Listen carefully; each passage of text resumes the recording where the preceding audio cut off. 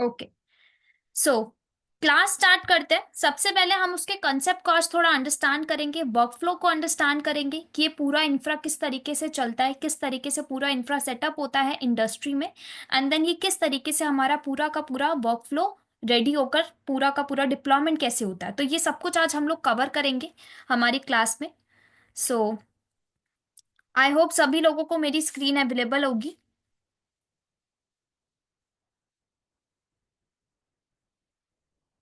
नहीं है visible. Visible नहीं है। जस्ट अ सेकेंड, मैं अभी विजिबल कर देती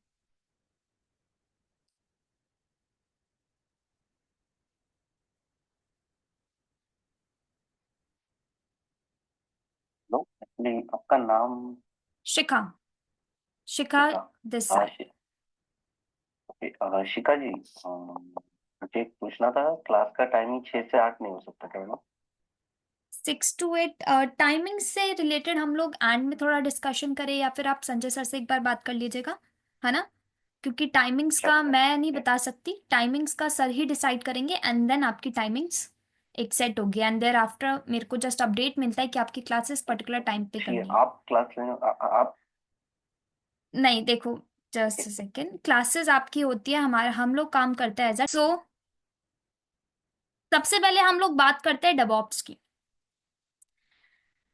अगर इस डेवऑप्स की टर्म को हम थोड़ा सेपरेट करें, विच मीन्स अगर इसको मैं ऐसे लिख दूं डेव और ऑप्स, तो ये क्या बन जाता है, ये बन जाता है आपके टू टर्म्स, आप बोल सकते हो टू वर्ड्स का मिक्सचर। किस तरीके से, अगर हम डेव की बात करें, जो आपका डेव होता है वो किसको रिप्रेजेंट करता है, डेव रिप्रेजेंट करता है आपका डेवलपमेंट को, और वहीं आपका जो ऑप्स होता है वो रिप्रेजेंट करता है आपका ऑपरेशंस को। मतलब ये तो हमें क्लियर हो गया, डेवऑप्स के अंदर बेसिकली जो मेन दो वर्क होते हैं वो किसके क्या क्या होते हैं, एक होता है डेवलपमेंट का प्रोसेस और एक होता है आपका ऑपरेशंस का प्रोसेस। तो ये दो मेन वर्क किए जाते हैं हमारे डेवऑप्स के अंदर। इन्हीं दो वर्ड्स को मिलकर आपका डेवऑप्स बना है, डेवलपमेंट एंड ऑपरेशंस। अगर हम बात करें डेवलपमेंट की, डेवलपमेंट में क्या आता है, आप किसी पर्टिकुलर थिंग को डेवलप कर रहे हो, विच मीन्स फ्रॉम लाइक बहुत ही स्क्रैच से। जैसे अभी हम लोग को अभी डेवॉप्स नहीं पता कि डेवॉप्स में क्या होता है क्या नहीं होता, हमें अभी नहीं पता। हम लोग बहुत स्क्रैच से पढ़ रहे हैं, उसको सीखेंगे, उसको कमांड्स करना सीखेंगे। तो डेवलपमेंट के प्रोसेस में भी क्या होता है, आप बहुत स्क्रैच से काम करते हो। आप अगर किसी पर्टिकुलर सॉफ्टवेयर को बनाना चाहते हो, लेट्स टेक, अगर आपको कोई एप्लीकेशन को बिल्ड करना है, तो एप्लीकेशन को बिल्ड करने से पहले बहुत सारे स्टेजेस होते हैं, आपको उन स्टेजेस को कंप्लीट करना पड़ता है। उन स्टेजेस से होकर गुजरने के बाद आपका एक सॉफ्टवेयर, आपकी एक एप्लीकेशन डेवलप होती है। That is called development part. मतलब जहां पे डेवलपिंग होती है, लॉन्चिंग होती है हमारी, या फिर आप बोलो मैन्युफैक्चरिंग होती है आपके एक एप्लीकेशन या फिर सॉफ्टवेयर की, उसी को हम लोग बोल देते हैं डेवलपमेंट।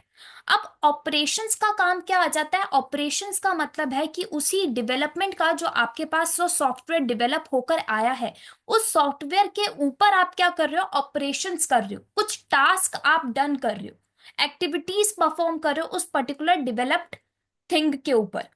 मतलब जो सॉफ्टवेयर बन के आया, उस सॉफ्टवेयर के ऊपर अब हम ऑपरेशंस कर रहे हैं, उसको डिप्लॉय कर रहे हैं, ठीक है, उसके ऊपर मॉनिटरिंग कर रहे हैं, उसके रिलेटेड हम लोग बग्स फाइंड कर रहे हैं, उससे रिलेटेड हम लोग अपडेशन देख रहे हैं, फिर देन फीडबैक लूप जनरेट कर रहे हैं। सो डेवलपमेंट एंड ऑपरेशंस दोनों से मिलकर आपका, आप बोलते भी हो, इन दोनों का जो कॉम्बिनेशन है वो है डेवऑप्स, जहां पे डेवलपमेंट भी हो रहा है एंड ऑपरेशंस का वर्क भी हो रहा है। दैट्स वाई आपने देखा भी होगा इंडस्ट्रीज में, अगर मैं लार्ज स्केल की इंडस्ट्रीज की बात करूं, जैसे अगर आपको पता ही होगा कुछ टेक आपकी कंपनीज होती हैं, जैसे माइक्रोसॉफ्ट हो गया, गूगल हो गया, ये बहुत बड़ी बड़ी कंपनीज है। यहाँ पर क्या होता है, टीम्स ना अलग अलग डिवाइडेड होती है। आपकी डेवलपमेंट की टीम अलग काम कर रही है, ठीक है, डिप्लॉयमेंट का जो पार्ट होता है बीच का वो कोई और हैंडल कर रहा होता है, ठीक है, टेस्टिंग का पार्ट कोई और हैंडल कर रहा होता है। बस इतना मेन मेन चीज, अगर हम और अंदर ना जाए, हम लोग अगर इतना इतना समझे, डेवलपमेंट की टीम अलग कर दी गई है और ऑपरेशंस की टीम अलग है।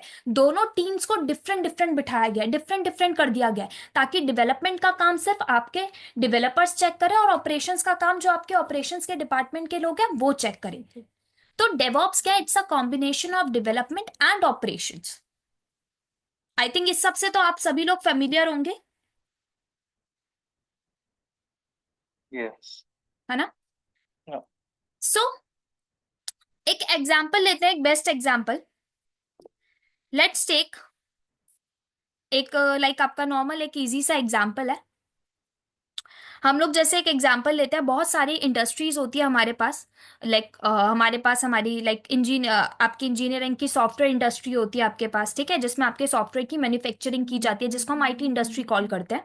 आपके पास एग्रीकल्चर इंडस्ट्री होती है, आपके पास ऑटोमोबाइल इंडस्ट्री होती है, ठीक है। आपके पास लाइक ऐसे हमारे पास बहुत सारी इंडस्ट्रीज होती है, जिसमें से हमारा मेन मोटिव क्या है? आईटी इंडस्ट्री को अंडरस्टैंड करना, आईटी इंडस्ट्री के वर्कफ्लो को अंडरस्टैंड करना, है ना? कि भाई आईटी इंडस्ट्री में, which mean software manufacturing industry में काम कैसे चलता है। आईटी इंडस्ट्री का मेन काम ही क्या होता है? सॉफ्टवेयर को मैन्युफैक्चर करके देना। मैन्युफैक्चर विच मीन्स वही आपका सॉफ्टवेयर की प्रोडक्शन करना, सॉफ्टवेयर की डेवलपमेंट करना।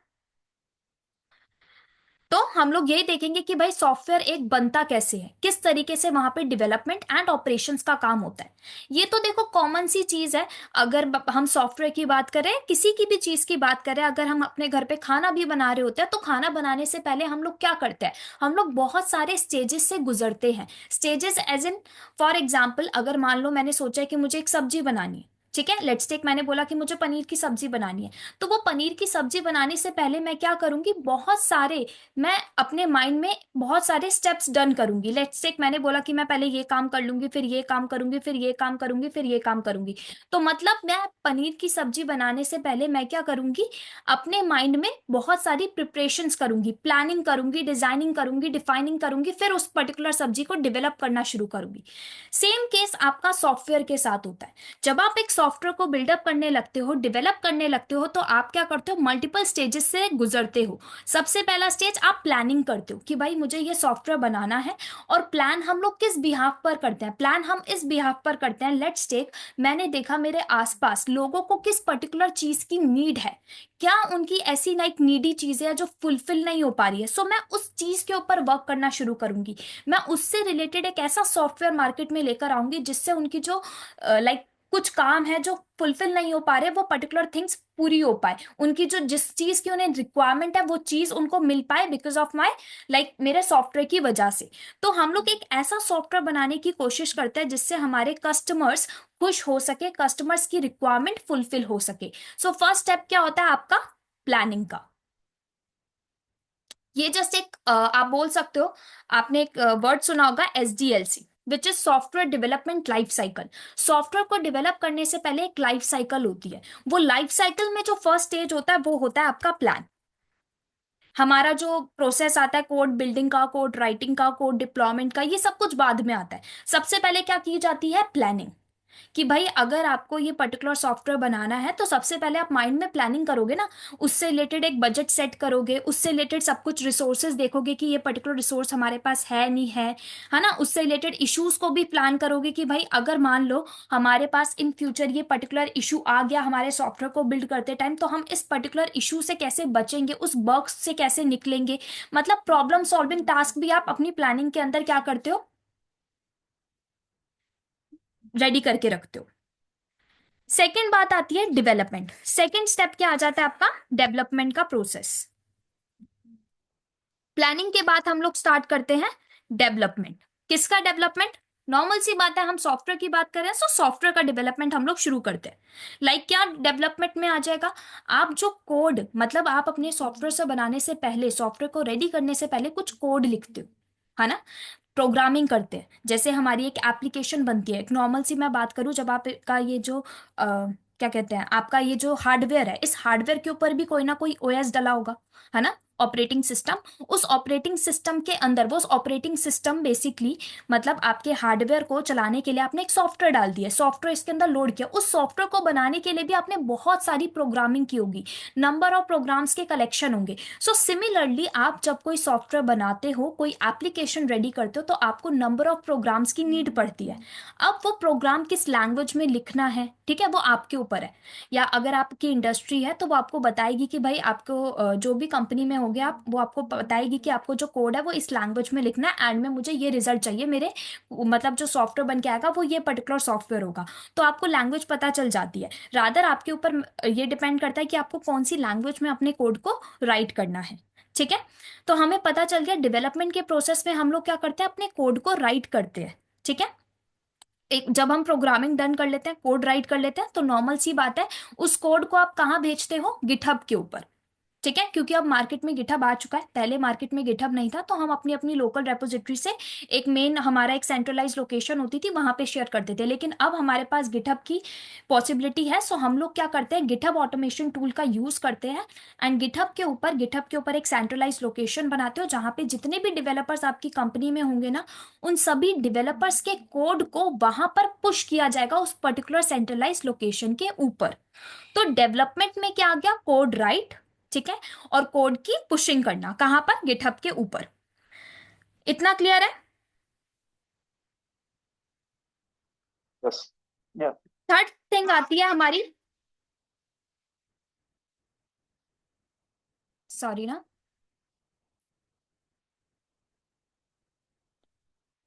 आपका ऑडियो थोड़ा फ्लिकर हो रहा है। हम्म, कुछ तो लटियों में ब्रेक हो रहा है थोड़ा सा। जस्ट अ सेकेंड, अभी क्लियर आ रही है वॉइस? 2 मिनट ना। हाँ।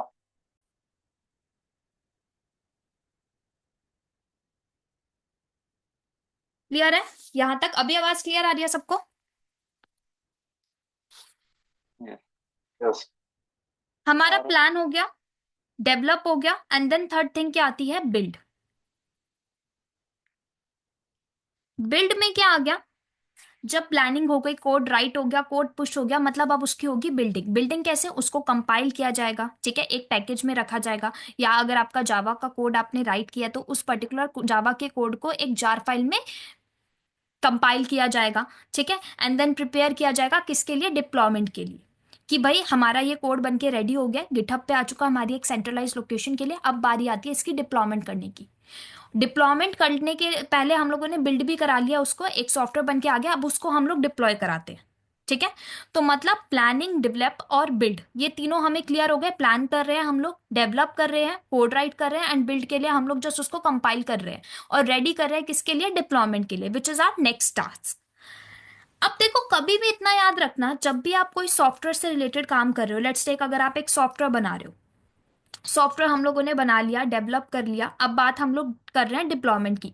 कभी भी जब आप डिप्लॉयमेंट का टास्क डन करते हो, कभी भी आप डायरेक्ट डिप्लॉयमेंट मत करो। इवन मैं तो ये कहूंगी, जब भी आप कभी कोई सॉफ्टवेयर को डेवलप कर लिया, आपने कोड राइट कर लिया है, तो डायरेक्ट उसकी बिल्डिंग मत कराओ, उससे पहले आप एक टेस्टिंग टूल यूज कर लो। तो यहाँ पर अगर आप डेवलपमेंट के बाद यहाँ पर एक प्रोसेस टेस्टिंग का और कर लोगे, तो और ज्यादा आपको एक अपनी साइड से एक सेटिस्फेक्शन मिल जाएगा कि भाई हमारे कोड में कोई बग्स नहीं है, कोई इश्यूज नहीं है, आगे जाकर कोई इशू क्रिएट नहीं होगा, कोई प्रॉब्लम नहीं आएगी इसको बिल्डिंग करते टाइम। या तो आप बिल्ड के बाद भी टेस्टिंग करा सकते हो, कोई दिक्कत नहीं। तो हम लोगों ने क्या किया, हम लोग वैसे, अब मैं अभी आपको SDLC which is your life cycle, उसके पॉइंट्स को बता रही हूँ, बट यूजुअली इंडस्ट्री में डेवलप के बाद भी हम लोग क्या करते हैं, टेस्टिंग का प्रोसेस करते हैं, ताकि हम लोग और एक तरीके से हमें सेटिस्फेक्शन मिल सके कि हमारा जो कोड है वो एकदम परफेक्ट है। वैसे फोर्थ जो स्टेज होता है SDLC लाइफ साइकिल का, वो क्या होता है, टेस्ट। टेस्ट मींस आप टेस्टिंग करते हो, आपका कोड बन के आ गया है, कोड बन गया, सॉरी, आपने कोड राइट कर लिया, कोड का एक सॉफ्टवेयर बन के आ चुका है, उस सॉफ्टवेयर की अब आप क्या करते हो, टेस्टिंग। कि भाई सॉफ्टवेयर जो बनकर आया है हमारे पास, उस सॉफ्टवेयर में कोई बग्स तो नहीं, उसका क्वालिटी तो नहीं कोई इशू, कोई सिंटेक्स में तो कुछ कमी नहीं हुई जब हम प्रोग्राम लिख रहे थे, कोई इशू तो नहीं आने वाला आगे जाकर फ्यूचर में, मान लो उस पर्टिकुलर सॉफ्टवेयर से हमें दिक्कत आ जाए, या हो सकता है कुछ हमें वो एक पर्टिकुलर एक स्कैम सा ना बन जाए। क्योंकि कभी कभी क्या होता है, कुछ बहुत सारे ऐसे सॉफ्टवेयर होते हैं जो लाइक ऐसे स्कैम से होते हैं, जो यूज किए जाते हैं फॉर स्कैम पर्पसेस। तो हम लोग जस्ट ये टेस्टिंग करते हैं बहुत बेटर वे में, कि भाई हमारा सॉफ्टवेयर आगे जाके किसी को भी हार्म ना करे, बल्कि हमारे कस्टमर्स की रिक्वायरमेंट को फुलफिल करे। सो टेस्टिंग आप इस वे में करते हो। टेस्टिंग के लिए भी आपके टूल्स आते हैं, सोनार क्यूब है, ठीक है, डेवलपमेंट से पहले आप करा लो। फिर देन आप उसका यूज कर सकते हो, सेलेनियम का, अब तो और भी बहुत सारे हैं, बाकी अब हमें इतनी नीड नहीं पड़ती, हम लोग सीधा या तो जेनकिंस का यूज कर लेते हैं, प्लगइन्स ले लेते हैं उनकी, या फिर आपका गिटलैब का भी यूज कर सकते हो, वो आगे का प्रोसेस है अब जो आने लगा है, बट ये मेन आपका एक लाइफ साइकिल है। टेस्टिंग के बाद देखो क्या होता है, टेस्टिंग के बाद होता है रिलीज प्रोसेस। रिलीज मतलब हमें पता है भाई कोड रेडी हो गया, टेस्टिंग हो गया, सब कुछ डन। अब क्या करना है, उसको डिप्लॉयमेंट के लिए रिलीज करना है। हमें क्या करानी है, हमारे उस सॉफ्टवेयर की डिप्लॉयमेंट करानी है। डिप्लॉयमेंट कहाँ करानी है, हमारे प्रोडक्शन एनवायरनमेंट पर, है ना, क्योंकि हम अपने प्रोडक्शन एनवायरनमेंट पर जब तक हमारे सॉफ्टवेयर को सेंड नहीं करेंगे, वो प्रोडक्शन एनवायरनमेंट पे नहीं जाएगा तो कस्टमर्स एक्सेस कैसे करेंगे। सो दैट्स वाई उसके बाद क्या करते हैं, हम रिलीजिंग प्रोसेस शुरू करते हैं। उसके लिए भी आपका एक अनदर वो होता है, क्या कहते हैं उसको, एक प्रोसेस यूज किया जाता है, एक फंक्शनैलिटी होती है continue integration and continue deployment वाली। उस केस में हम लोग क्या करते हैं, रिलीजिंग का प्रोसेस करते हैं कंटिन्यू डिप्लॉयमेंट के केस में। वो अभी आएगा, अभी हम लोग जब ये पूरा वर्कफ्लो अंडरस्टैंड करेंगे तो उसको आपको क्लियर हो जाएगा। अभी इतना समझो, टेस्टिंग हो गई, हमारा सॉफ्टवेयर बिल्डअप हो गया, उसकी हम लोगों ने एक बार टेस्टिंग कर ली बग्स को फाइंड करने के लिए। एंड देन हम लोग क्या कर रहे हैं, रिलीज का स्टेज यूज कर रहे हैं। रिलीज स्टेज के अंदर हम लोग क्या कर रहे हैं, हमारे सॉफ्टवेयर की डिप्लॉयमेंट करा रहे हैं। अब वो डिप्लॉयमेंट किसी भी वे में हो सकती है, या आप कोई पाइपलाइन के थ्रू करा रहे हो, ठीक है, कोई प्लेबुक के थ्रू करा रहे हो। So it's up to you, आपको किस वे में अपनी सॉफ्टवेयर की डिप्लॉयमेंट करानी है। काफी लोग जेनकिंस का यूज करते हैं, उसके अंदर आप जॉब्स रन करते हो, आपकी पाइपलाइन बिल्डअप होती है, आपके पास डिप्लॉयमेंट हो जाती है आपके प्रोडक्शन एनवायरनमेंट पे। ठीक है, अब तो गिट लैब भी हमारे पास आ गया, वो भी सेम काम करता है पाइपलाइन की तरह। पाइपलाइन की तरह आप क्या करता है, आपके सॉफ्टवेयर की डिप्लॉयमेंट करा देता है आपके प्रोडक्शन एनवायरनमेंट पर। एनसिबल का काम क्या है, एनसिबल भी सेम ही करता है डिप्लॉयमेंट। लेकिन एनसिबल में आप पाइपलाइंस नहीं क्रिएट करते, आप प्लेबुक्स चलाते हो, वो डिफरेंट हो जाता है। जब आप एनसिबल मॉड्यूल पढ़ोगे सो आपको ये क्लियर हो जाएगा कि भाई प्लेबुक किस तरीके से चल रही है एंड हमारे सामने डिप्लॉयमेंट कैसे हो रही है। नेक्स्ट स्टेज देखो क्या होता है। नेक्स्ट स्टेज होता है आपका डिप्लॉय का। अब रिलीज हो गया डिप्लॉयमेंट के लिए, now it's the time, like hard time आ चुका है हमारे पास, मेन चीज डिप्लॉयमेंट का। अब डिप्लॉयमेंट हो रहा है हमारा कहाँ पर, हमारे मेन प्रोडक्शन एनवायरनमेंट पर। ठीक है, आप प्रोडक्शन बोल लो, अपना मेन स्टेजिंग एनवायरनमेंट बोल लो, बट यूजुअली हम लोग प्रोडक्शन एनवायरनमेंट बोलते हैं। और इंडस्ट्रीज में तो देखो और ज्यादा सिक्योरिटी लगाई जाती है, और ज्यादा इसको लाइक लाइक सिक्योर रखा जाता है। किस वे में, प्रोडक्शन से पहले भी वो एक प्री प्रोडक्शन एनवायरनमेंट बना देते हैं। बट अभी हम लोग क्या समझ रहे हैं, डिप्लॉयमेंट के टाइम पे थोड़ा इसको और इजी लेके चल रहे हैं हम लोगों ने। सिंपल डिप्लॉयमेंट में समझ लिया, प्रोडक्शन एनवायरनमेंट पर हमारी क्या हो रही है, डिप्लॉयमेंट हो रही है हमारे सॉफ्टवेयर की।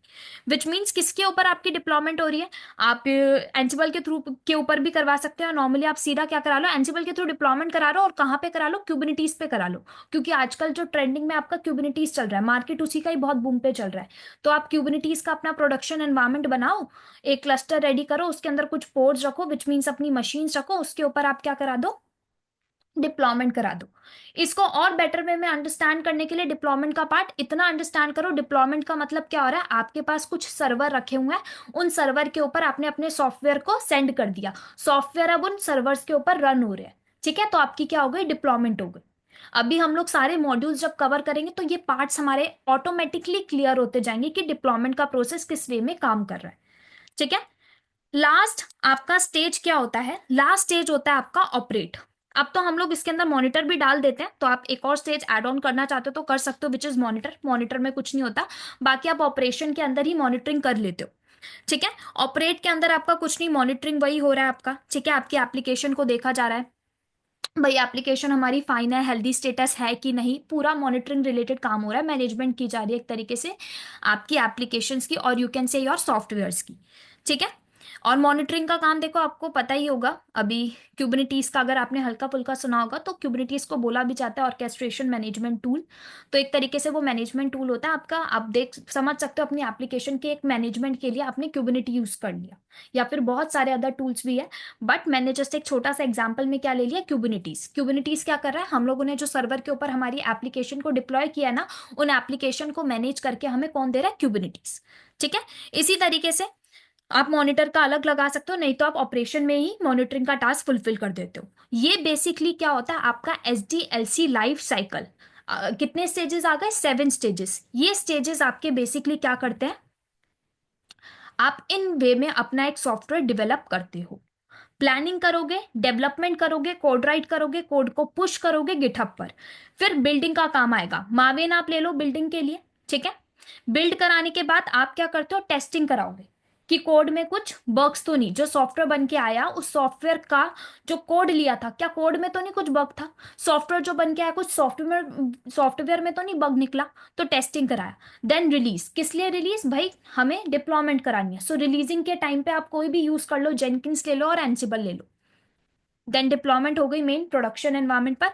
आफ्टर दैट ऑपरेशंस हो रहे हैं, उसके ऊपर रिलेटेड मॉनिटरिंग, लाइक वही मॉनिटर किया जा रहा है, मैनेजमेंट हो रहा है, चेक किया जा रहा है कोई अपडेशन की नीड है, कोई बग्स है वगैरह, ये सब। ये क्लियर है सबको, ये 7 स्टेजेस? ये रिलीज और डिप्लॉयमेंट में फर्क थोड़ा बताएंगे क्या, वो समझा नहीं। देखो, मतलब रिलीज और डिप्लॉयमेंट तो हम हम्म एंसिबल के थ्रू कोई करेंगे, नहीं, राइट? ये रिलीज और डिप्लॉयमेंट वैसे अभी आपको सारा क्लियर है ये? हाँ, बाकी का तो ठीक है। क्लियर। इसको हम लोग वर्कफ्लो में अंडरस्टैंड कर ले तो और बेटर वे में समझ आ जाएगा ना। ओके। वर्कफ्लो में मतलब मैं अगर एक एक मॉनिटरिंग टूल, सॉरी, एक एक ऑटोमेशन टूल्स को लेकर समझाऊं तो आपको ये सारे स्टेजेस क्लियर हो जाएंगे। ठीक है। ओके। तो आपको ये ऑटोमेटिकली रिलीज और डिप्लॉय भी समझ आ जाएगा। हम लोग क्या करते हैं, इस वाले को रिमूव करके इसको थोड़ा और इन अ बेटर वे समझते हैं with our automation tools. Let's take, मान लो ये मेरे पास एक मेरी कंपनी है, ठीक है, उसने मुझे क्या बोला, लेट्स टेक आपको एक सॉफ्टवेयर बनाना है, रेडी करना है। सॉफ्टवेयर किसका ले लेते हैं, वीएलसी का ले लेते हैं। ठीक है। इसका मैंने ले लिया 1.10 वर्जन करके, कुछ मैंने बोला कि एक सॉफ्टवेयर मुझे बनाना है 1.10 करके वीएलसी का। ठीक है। अब मैंने क्या किया, ये मान लो मेरे पास क्या है, 3 डेवलपर्स। ठीक है। ये है आपके ओके। पास डेव 1, ये है आपके पास डेव 2, और ये है आपके पास डेव 3। ये 3 डेवलपर्स हैं। इन तीनों से बोला गया कि हमने आपके एनवायरनमेंट में गिट का पैकेज डाल दिया, आपके आपके सिस्टम्स पे गिट चल रहा है यहाँ पे। ठीक है। गिट भी अभी आप अंडरस्टैंड करोगे, जब आप गिटहब को पढ़ोगे तो आपको पता चल जाएगा गिट क्या कर रहा है। कुछ नहीं है, जस्ट आपका एक वर्जन कंट्रोल सिस्टम होता है। ठीक है। आपका वर्जन कंट्रोलिंग होती है, कॉपीज जनरेट हो जाती है बाय डिफॉल्ट, ट्रैकिंग होती है आपके कोड की। सो ये सब होता है। ये अभी हम गिट जब गिटहब पढ़ेंगे तो और इन अ बेटर वे समझेंगे। अभी जस्ट इतना समझो, हमने डेवलपर्स के एनवायरनमेंट में गिट का पैकेज डाल के क्या बोल दिया है कि अब आपको क्या करना है, अपनी गिट के अंदर अपनी एक रेपोजिटरी क्रिएट करनी है। मतलब रेपोजिटरी का मतलब होता है, इन टेक्निकल लैंग्वेज हम रेपोजिटरी बोलते हैं, बाकी आप इसको नॉर्मली फोल्डर भी समझ सकते हो। ठीक है। और you can say your directory. तो हमने क्या बोला, डेवलपर 1 2 3 इन तीनों से बोला या तो आप अपनी लोकल लोकल रेपोजिटरी क्रिएट कर लो, या बेस्ट ऑप्शन पता है क्या है, लेट्स टेक डेवलपर 1 ने क्या बोला, एक रेपोजिटरी एक फोल्डर क्रिएट किया प्रोजेक्ट नाम का। ठीक है। और मान लो ये है ओके। आपका गिटहब सेंट्रलाइज लोकेशन, जहां पर इन सब के क्या आएंगे, कोड आएंगे, जो ये कोड राइट करेंगे फॉर किसके लिए, अपने सॉफ्टवेयर के लिए। किसकी है ये, गिटहब की। यहां लिख लेती हूं मैं, ये गिटहब है, गिटहब सर्वर। ठीक है। यहाँ पे भी एक रेपोजिटरी बनी हुई है, क्या नेम से रख लेते हैं, माई रेपो नेम से। ठीक है। मतलब एक फोल्डर बना हुआ है, एक डायरेक्टरी बनी हुई है माई रेपो नेम से। अब मैंने क्या बोला, मैंने बोला कि आप तीनों डेवलपर्स को ना ये पर्टिकुलर फोल्डर के ऊपर, इस रेपोजिटरी के ऊपर अपने अपने कोड को क्या करना है, शेयर करना है। ठीक है। अब मैंने क्या बोला, मैंने ना इस रेपोजिटरी के ऊपर ऑलरेडी एक फाइल रखी हुई है index.html करके। आप तीनों को क्या करना है, इस पर्टिकुलर रेपोजिटरी के लिए ये जो फाइल यहाँ पे पड़ी है, इस फाइल के अंदर आपको कोडिंग करनी है। तो क्या हुआ, ये डेवलपर 1 आएगा, यहां से पुल करेगा। ठीक है। पुल मतलब इस पूरी की पूरी रेपोजिटरी को अपने एनवायरमेंट पे ले लेगा। इस एनवायरमेंट पर जैसे ही इसके पास ये पूरी रेपोजिटरी आएगी, ये पूरा फोल्डर आएगा, ये क्या करेगा, कोडिंग राइट करना, मतलब प्रोग्रामिंग करना शुरू करेगा, कोड लिखना शुरू करेगा अपने सॉफ्टवेयर के लिए। इसने प्रोग्राम लिख दिया, प्रोग्राम इसने लिखा, इसने कहाँ पुश कर दिया, वापस इधर। इस फाइल में क्या आ गया, चेंजेस। डेवलपर 2 को लगा उसको भी कुछ लिखना है, भाई डेवलपर 2 से भी बोला गया कि भाई आपको भी प्रोग्रामिंग किया, डेवलपर 2 ने पुल किया, अपना प्रोग्राम लिखा, यहाँ पर पुश कर दिया। डेवलपर 3 ने भी क्या किया, अपना प्रोग्राम लिखा और क्या किया, यहां पर पुश कर दिया। ठीक है। ओके। इन तीनों ने अपना पुश कर दिया, index.html फाइल आपकी हो गई रेडी। अब यहाँ पे क्या लिखा हुआ है, आपके प्रोग्राम्स लिखे हुए हैं। ठीक है। अब यहां पर आपका क्या होता है, एक गिटहब इंजीनियर बैठा होता है। वो गिटहब इंजीनियर इस पर्टिकुलर फाइल को एक बार क्या करेगा, चेक करेगा कि भाई फाइल में कोई ऐसा तो नहीं, कुछ एरर आ रहा हो, कुछ इशू तो नहीं है, कुछ कॉन्फ्लिक्ट एरर तो नहीं आ रहा। एक मर्ज कॉन्फ्लिक्ट एरर होता है, वो चेक करेगा कि भाई कुछ एरर तो नहीं आ रहा इसमें। मर्जिंग तो नहीं हो गई आपस में किसी कोड्स की। तो वो चेक करेगा, सब कुछ परफेक्ट लगा, उसको लगा कि भाई फाइल हमारी पूरी रेडी है, हमारी जो फाइल लिखी गई है index.html फॉर हमारे सॉफ्टवेयर के लिए, ये फाइल एकदम परफेक्ट है।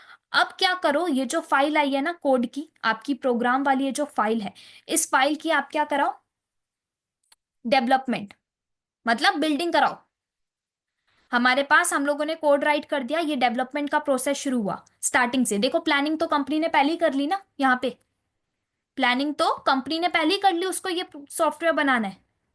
यहाँ पे प्लानिंग का प्रोसेस कंप्लीट हो गया।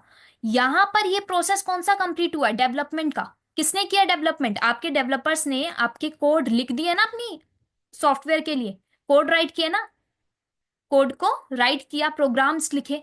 तो ये क्या हो गया पार्ट डेवलपमेंट का, डेवलप। हम लोगों ने पहले प्लान पढ़ा देन डेवलप पढ़ा था, है ना। अब क्या बात आती है बिल्डिंग का। बिल्डिंग के प्रोसेस के लिए आप क्या करते हो, आप क्या करो, आपके पास एक टूल होता है माविन, आप माविन का यूज कर लो। आप या तो पहले एंट और ग्रिडल चलता था, आप उनका यूज कर सकते हो, बट अब उनके पास इतने फीचर्स नहीं होते, हम माविन को यूज करते हैं। लेट्स से अगर आपकी कोई जावा रिटर्न फाइल है, ठीक है, आपकी एक जार फाइल बनेगी तो आप माविन से बिल्डिंग करा लो। आपकी ये फाइल है, हम लोगों ने इसमें कोड लिखे हैं, तो हम माविन के थ्रू बिल्ड करा लेंगे। तो माविन का काम क्या है, बिल्डिंग करना। अब कहाँ जाता है, बेस्ट ऑप्शन ये नहीं है कि आप डायरेक्ट बिल्डिंग करा लो। क्यों, क्योंकि हो सकता है मान लो बिल्ड करते टाइम कुछ कोड में इश्यू हुआ, और कोड तो अब आपका एक बिल्ड हो गया एक सॉफ्टवेयर में, सॉफ्टवेयर बन के आ गया आपके पास, ठीक है, सॉफ्टवेयर तो हमारे पास आ गया, लेकिन हो सकता है बिल्डिंग के प्रोसेस में कुछ इश्यू आ गए। हमारे कोड को जिसने राइट किया था, हमारे तीनों डेवलपर्स ने, हो सकता है कुछ सिंटेक्स एरर हो, कुछ क्वालिटी इशू हो, कुछ भी एरर हो सकता है, कुछ बग्स हो, हमें क्लियर नहीं भाई, कुछ भी हो सकता है। तो उस केस में कहा जाता है आप कभी भी ना डायरेक्ट ऐसे मत कराओ बिल्डिंग, आप क्या करो पहले टेस्टिंग कराओ। ठीक है, तो सबसे पहले क्या कराते हैं हम लोग, टेस्टिंग कराएंगे। टेस्टिंग किसकी कराते हैं हम लोग, टेस्टिंग हम लोग कराते हैं हमारे कोड की। तो वो कोड की तो कराएंगे नहीं, कोड हमारा किस में लिखा गया, इस फाइल में, तो इस फाइल की पूरी आप क्या कराओगे, टेस्टिंग कराओगे। ठीक है, तो हम लोग क्या कर लेते हैं, हम लोग लगाते हैं एक हमारा ऑटोमेशन टूल यहां पर हमारे वर्कफ्लो में। वो ऑटोमेशन टूल का नेम क्या हम लोग रख लेते हैं, सोनार क्यूब रख लो। ठीक है, हम लोगों ने क्या बोला, हम लोग क्या कर लेते हैं, सोनार क्यूब का यूज कर लेते हैं। तो हम लोगों ने क्या बोला कि भाई सोनार क्यूब के थ्रू हम लोग क्या करा रहे हैं, हमारे कोड को एनालिसिस करा रहे हैं, कोड एनालिसिस। आई आप में से किसी का काम है ना कि आप लोग करते हो एप्लीकेशन का कोड एनालिसिस करते हो, I think application monitoring analysis करते हो, किसी ने बताया था, मैं नाम भूल गई। उसी वे में आप क्या करते हो, कोड को एनालिसिस करते हो, लाइक चेक करोगे भी कि कोड में कोई बग्स तो नहीं, कोई इशू तो नहीं, ऐसा तो नहीं कि हमारा कोड फट रहा हो। हमारा कोड अगर फट रहा है, कुछ कोड में इशू आ रहे हैं, ठीक है, हमारा कोड प्रॉपर वे में वर्क नहीं कर रहा, सो एंड में इससे तो दिक्कत हमें ही होगी ना। हम लोग ये अच्छा हमारा एक सॉफ्टवेयर बिल्डअप नहीं कर पाएंगे, और जब हम लोग सॉफ्टवेयर बिल्डअप नहीं कर पाएंगे, सो नॉर्मल सी बात है, एक सॉफ्टवेयर बिल्डअप नहीं होगा तो हम कंपनी को क्या जवाब देंगे। और लेट्स टेक आपने सॉफ्टवेयर बिल्ड कर भी दिया, आपने डिप्लॉयमेंट भी कर दी, और डिप्लॉयमेंट करने के बाद आपका वो कस्टमर्स को एक्सेस भी होने लगा, तो एंड में जब कस्टमर उस पर्टिकुलर सॉफ्टवेयर को एक्सेस करेंगे, तो एंड में इशू कौन फेस करेगा, वो पर्टिकुलर हार्म जो आएगी उससे वो कौन फेस करेगा, वो आपके कस्टमर्स फेस करेंगे। अगर आपने कोई सॉफ्टवेयर बनाया और वो सॉफ्टवेयर आउटपुट आपके सामने नहीं लेके आ रहा, लेकिन कस्टमर्स के सामने, सॉरी आपके सामने तो आउटपुट आ गया because your environment is different, let's say आपने एक ऐसा सॉफ्टवेयर बनाया जो आपके एनवायरमेंट पे चल रहा है, लेकिन बात आती है कस्टमर के एनवायरमेंट पे वो सॉफ्टवेयर चला ही नहीं, और उन्होंने वो सॉफ्टवेयर हो सकता है परचेज किया हो, तो उनके तो पैसे चले गए ना। सो बेस्ट ऑप्शन यही होता है कि आप अपने कोड की अच्छे से एनालिसिस करो, उसके अंदर बग्स फाइंड करो, उसके अंदर के इश्यूज को देखो अच्छे से, एक बार जब पूरी कोड की आपकी प्रॉपर वे में पूरी टेस्टिंग हो जाए, आफ्टरवर्ड्स आप उसको बिल्डिंग प्रोसेस के लिए भेजो आगे। तो हम लोग क्या करते हैं, सबसे पहले हमारे कोड की टेस्टिंग कराते हैं। तो टेस्टिंग के लिए हम लोग क्या ले रहे हैं, सोनार क्यूब।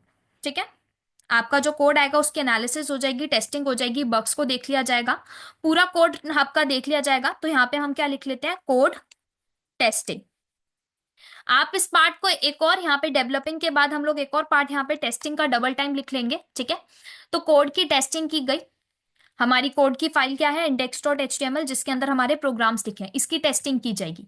जब हमें लगता है कि भाई टेस्टिंग में कोई इशू आ गया, कोई बग्स आ रहे हैं, ठीक है, कुछ वल्नरेबिलिटी इशू आ रहा है, तो उस केस में आप क्या करोगे, उस केस में आप जो भी इशू आ रहा है, जो भी बग्स आ रहे हैं, उस केस में आप अपने डेवलपर से कांटेक्ट करोगे और डेवलपर्स को बोलोगे कि भाई ये जो इशू आया है, इस इशू के ऊपर आप वर्क करो, और वर्क करके आप क्या करो, इसको दोबारा से ठीक करके हमें गिटहब के ऊपर शेयर करो, एंड देन गिटहब इंजीनियर हमारे तक वो भेजेगा। सो बेसिकली एक तरीके से हिरारकी चलता है कि अगर कहीं पे भी एरर या कोई भी इशू आता है तो क्या होगा, सोनार क्यूब इंजीनियर के पास वो इशू उसने फाइंड कर लिया है, सोनार क्यूब इंजीनियर आपके गिटहब इंजीनियर से कांटेक्ट करेगा, एंड देन गिटहब इंजीनियर इन डेवलपर्स को आगे बताएगा कि भाई ये इशू था, इसको आप दोबारा से ठीक करो, एंड देन दोबारा री अगेन आप रीजनरेट करो इसका कोड, एंड देन दोबारा से हमें शेयर करो। तो बेसिकली ये चेक किया जाता है इसके अंदर। आफ्टरवर्ड्स हमें क्या पता चलता है कि भाई सोनाक्यूब से हमारी टेस्टिंग अगर प्रॉपर वे में हो जाती है, एकदम परफेक्ट है, हमारे कोड में कोई बग्स और इशू नहीं है, सो उस केस में हम लोग क्या कहते हैं, नेक्स्ट स्टेप के ऊपर हम लोग चलते हैं। एंड द नेक्स्ट स्टेप क्या होता है हमारा, बिल्डिंग का। मतलब आप क्या करते हो, अपने कोड की बिल्डिंग कराते हो। आपके पास जो कोड आया था विच इज index.html फाइल, इस फाइल के अब आप क्या कराते हो, बिल्डिंग। तो बिल्डिंग के लिए हम लोग क्या कर लेते हैं, माविन का यूज। माविन आपका एक ऑटोमेशन टूल, आपने इसका यूज कर लिया। ये किस लिए यूज किया जा रहा है, फॉर बिल्डिंग। मतलब plan, development, testing and then build, build का प्रोसेस आ गया अब हमारे पास। तो यहाँ पे बिल्डिंग के लिए हम लोग क्या करते हैं, माविन के थ्रू हमारी index.html फाइल को एक सॉफ्टवेयर में बिल्डअप कराते हैं। अब जब वो सॉफ्टवेयर बन के आता है ना, तो उसको एक आईपी मिलती है, आईपी एड्रेस कुछ नंबर से मिल जाएंगे, नंबर की रेंज मिलती है, ठीक है। तो वो आईपी हमें प्रोवाइड की जाती है। तो माविन के थ्रू मेरा सॉफ्टवेयर बन के हो गया रेडी, एक आईपी एड्रेस प्रोवाइड हो गया, ठीक है। यहां तक परफेक्ट चल रहा है, यहां तक सबको क्लियर है। सोनार क्यूब ओपन सोर्स है? सोनार क्यूब आपका ओपन सोर्स है। ओके। इवन आप सोनार क्यूब का पूरा एक कंसोल लॉगिन कर पाते हो। इसका बाय डिफॉल्ट एक पोर्ट नंबर होता है 9000, आपको वो पूरा ओके। का पूरा दिखेगा। आप जस्ट, आपको कुछ नहीं करना, जस्ट आपको जहां पे भी लाइक आपका लेट्स टेक अगर जेनकिंस के ऊपर चलना है, तो आपको वो पर्टिकुलर आईपी एड्रेस देना होता है, या कुछ भी आपसे जो रिक्वायरमेंट करेगा, यूजर नेम या पासवर्ड की रिक्वायरमेंट करेगा, तो आपको लॉग इन करके अपनी पूरी की पूरी आप टेस्टिंग कर सकते हो अपने कोड की। कोड जहां पे पड़ा होगा, लेट्स टेक गिटहब पे पड़ा है, तो गिटहब की रेपोजिटरी का यूआरएल दे दो, वो पूरा कोड एनालिसिस करके आपको बता देगा। ओके। तो ये सब ना आपके अभी प्रोजेक्ट जब होंगे तो आपको क्लियर हो हाँ, ये जाएगा। प्रोजेक्ट में आएगा ना, मतलब ये? बिल्कुल बिल्कुल, प्रोजेक्ट में ये सब ओके। कवर होगा आपका। अभी जब ओके। जेनकिंस आप पढ़ोगे तो आपका जेनकिंस के अंदर ये प्रोजेक्ट कवर होगा, तो आपको ये क्लियर हो जाएगा। अच्छा, ये तो हम लोगों ने डेवऑप्स के फर्स्ट लेक्चर में अंडरस्टैंड किया था, ये अब सेम हो रहा है, ओके। ठीक है। यहां तक सबको क्लियर है, मावेन तक। We are trying to understand. Yes, yes. किसी को अगर क्लियर नहीं हो रहा तो आप लोग मुझसे पूछ सकते हो, ठीक है। मैं एक बार नहीं, दो तीन बार बता दूंगी, कोई डाउट नहीं है, कोई इशू नहीं है। आप लोग मुझसे अगेन एंड अगेन पूछ सकते हो अगर जहां पर भी आपको इशू आता है, ठीक है। ये हमारा एक्चुअली डेवऑप्स का तो वीएलसी मतलब वो सॉफ्टवेयर है जो अपन चलाते हैं ना, वो है वो। हाँ उन्होंने बिल्कुल, जस्ट एक एग्जांपल एक दिया वो VLC। एग्जाम्पल लिया, बिल्कुल सही। और किसी का क्या डाउट है, वीएलसी आई को। Take it little slowly. Okay okay, I will take it slowly. VLC just कुछ नहीं है। वीएलसी बेसिकली आपका, हम लोगों ने एक एग्जांपल लिया, वीएलसी की जगह लेट्स टेक आपने कुछ भी सॉफ्टवेयर का नेम रख लिया है, हमें वो सॉफ्टवेयर बनाना है, ठीक है। तो आप वीएलसी जस्ट एक एग्जांपल की तरह अंडरस्टैंड करो, ये मत समझो कि वीएलसी एक सॉफ्टवेयर है, आपको सॉफ्टवेयर ही दे दिया मैंने, कुछ भी ले लो। लेट्स टेक मैंने बोला एबीसी नेम से एक सॉफ्टवेयर बनाना है, ठीक है। एबीसी तो जस्ट उसका डोमेन नेम है। अब जो सॉफ्टवेयर बनेगा उससे रिलेटेड मैं कोडिंग करूंगी, जो मुझे मेरा लाइक जो प्रोजेक्ट बन के आता है ना, इंडस्ट्रीज आपको जब भी आपको एक लाइक कंपनीज क्या करती है, एक प्रोजेक्ट देती है आपको, उस प्रोजेक्ट में सब डिफाइन होता है, ये इस तरीके से टास्क करना है, सब कुछ डिफाइन होता है, पूरा का पूरा डिस्क्रिप्शन रहता है। तो वो उसके बिहाफ पर ही आप एक प्रोजेक्ट रेडी करते हो, एंड देन आपको पता चलता है अच्छा एंड में आपका ये प्रोजेक्ट, आपका ये सॉफ्टवेयर बन के रेडी हुआ है। ये जस्ट मैंने एक एग्जाम्पल लिया है वीएलसी 1.10 करके। वीएलसी आपका एक सॉफ्टवेयर है, उसका एक वर्जन मैं अपने अकॉर्डिंग ले रही हूँ विच इज 1.10। तो मैंने कहा मुझे एक ऐसा सॉफ्टवेयर बनाना है, तो इसको आप अगर इग्नोर भी करते हो कोई दिक्कत नहीं, जस्ट इतना अंडरस्टैंड करो आप एक सॉफ्टवेयर बना रहे हो, ठीक है। और उस सॉफ्टवेयर से रिलेटेड आपने कोडिंग करी, कोडिंग करके आपने कोड को पुश किया एक सेंट्रलाइज लोकेशन पे, सेंट्रलाइज लोकेशन पे पुश करने के बाद आपने उसी कोड की क्या करा दी, टेस्टिंग। टेस्टिंग कराई, फिर आपने बोला उस कोड की टेस्टिंग हो गई है, परफेक्ट है कोड, कोड में कोई इशू नहीं है। आफ्टरवर्ड्स आपने कोड की क्या करा दी, बिल्डिंग, बिल्ड करवाया, और बिल्ड के लिए आपने मावेन का यूज कर लिया। बस ये अभी हमारा काम हुआ है। आगे हम लोग क्या करते हैं, आगे हम लोग अगेन क्या कराते हैं, एक बार टेस्टिंग। क्योंकि बिल्ड कराने के बाद भी आप डायरेक्ट अपने कोड को डिप्लॉय मत करो, आप एक बार और उसकी टेस्टिंग करो। टेस्टिंग बेसिकली हम एक और बार इसलिए कराते हैं ताकि बिल्डिंग के टाइम पे अगर कुछ इशू आ गया हो, ठीक है, तो उस केस को हम लोग सॉल्व कर सके। अगर उस टाइम पे इशू आ रहा है तो उस चीज को हम लोग सॉल्व कर सके। दैट्स वाई हम लोग अगेन टेस्टिंग कराते हैं। और उस जगह पे हम लोग टेस्टिंग के लिए कौन सा टूल यूज करते हैं, सिलेनियम। बाकी अब तो आप यूज नहीं करते हो, ये जस्ट आपका पहले वर्क फ्लो था। अब तो हमारे पास बहुत सारे ऐसे अनदर ऑल्टरनेटिव्स आ चुके हैं इन सबके, जिसमें हमें इतने सारे टूल्स की नीड भी नहीं है। मैं उनमें से एक को अंडरस्टैंड करा दूंगी आपको, जेनकिंस का एग्जाम्पल ले लेंगे, तो इससे आपको ये और क्लियर हो जाएगा। अभी हम लोग क्या समझ रहे हैं कि भाई टेस्टिंग के लिए हम लोग एक सिलेनियम टूल का यूज कर रहे हैं। सिलेनियम के थ्रू देखो क्या होता है, आपका क्वालिटी टेस्ट किया जाता है, सिंटेक्स चेकिंग की जाती है। बेसिकली आपका जो सॉफ्टवेयर बन के आया उसकी क्वालिटी को चेक किया जाता है कि ये परफेक्ट है कि नहीं, क्या इसमें कोई इशू है। उसमें भी बेसिकली टेस्टिंग यही देखी जाती है कि जो सॉफ्टवेयर बन के आया है क्या ये सॉफ्टवेयर अब परफेक्ट है। अगर हम प्रोडक्शन पे भेजते हैं, ऐसा तो नहीं प्रोडक्शन पे डिप्लॉय ना हो पाए, प्रोडक्शन पे हम जिस सर्वर के ऊपर डिप्लॉय करने वाले हैं, ठीक है, प्रोडक्शन एनवायरमेंट पे जिस सर्वर्स पर आप डिप्लॉयमेंट कर रहे हो, वहां पर डिप्लॉयमेंट के केस में हो सकता है कि डिप्लॉयमेंट ना हो, और डिप्लॉयमेंट के टाइम पे हमारे सॉफ्टवेयर की कुछ एरर हमें मिल जाए, कुछ इशू आ जाए। सो दैट्स वाई आप एक सिलेनियम के थ्रू एक टेस्टिंग कराते हो, एक सेटिस्फेक्शन के लिए, अपने सेटिस्फेक्शन के लिए, कि भाई हमारा जो कोड है वो भी एकदम ठीक है, एंड साथ ही साथ हमारा जो सॉफ्टवेयर है वो भी एकदम परफेक्ट है। Suraj, Rajak, hi Suraj, I think आप क्लास में थे क्या पहले? No ma'am, this is my first class actually. नहीं, आप इतनी देर से अवेलेबल थे कि नहीं, या अभी अभी जस्ट आपने ज्वाइन किया? No ma'am, actually I am just reach, actually just मैं अभी रूम पहुंचा हूँ ऑफिस से, इसीलिए जस्ट। ओके, कोई नहीं, आप एक बार रिकॉर्डिंग को गो थ्रू कर लेना। बाकी एक बार मैं ओवरव्यू दे दूंगी, सो आपको आई थिंक अंडरस्टैंड हो जाए। Okay ma'am. सो टेस्टिंग के लिए हम लोग क्या यूज कर रहे हैं, सेलेनियम, ठीक है। हम लोग बेसिकली वेरीफाई कर रहे हैं कि भाई हमारा जो सॉफ्टवेयर बन के रेडी हुआ है, इज इट परफेक्ट और नॉट।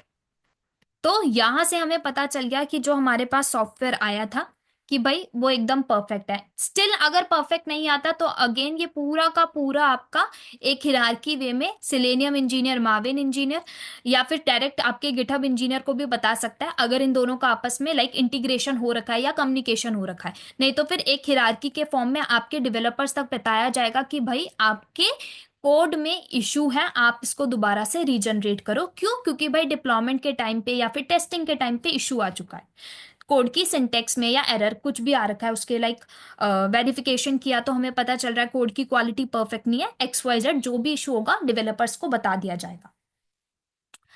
अगर लगता है नहीं भाई बिल्डिंग के बाद जो टेस्टिंग हुई है वो भी एकदम परफेक्ट है, कोड में कुछ इशू नहीं है, देन आपकी क्या की जाती है, डिप्लॉयमेंट।